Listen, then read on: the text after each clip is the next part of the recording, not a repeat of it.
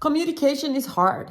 And if there's a lot of havoc around you because you've started to behave differently, you're not complying to expectations the way you used to, then I have 5 tips for you, for questions you have to ask yourself to understand if you're on the right track, or if you should reconsider your behavior.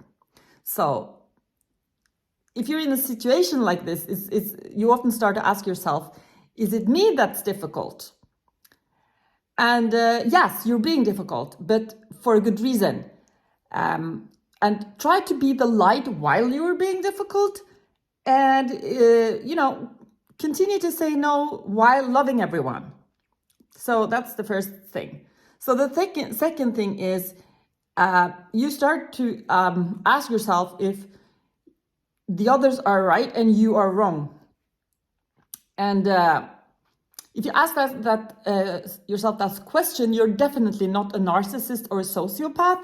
So it's healthy that you ask yourself that question. We should always consider that we're wrong, but that doesn't mean that you are wrong. So, and if you had been a sociopath or a narcissist, you would never ask yourself that question. So be reassured by that, and don't necessarily stop doing what you're doing because of it. And then you start to ask yourself if you should comply anyways. And then what you can do then is to kind of feel into your gut feeling to see if it's no. And if it's no, then it's no. But what you could also do is to ask other people about their feeling about the situation, their perspective. And if you actually listen actively to what they're saying, and maybe they have some good points, so you could make a compromise or something, then you could also, it's more easy for them to listen to your arguments, so or your point of view. So you ask yourself also, is the reason I'm doing this is because I'm a lazy person that refused to do what is needed? So then what you could do is to question your intentions. If you're doing it to help others, then you're good.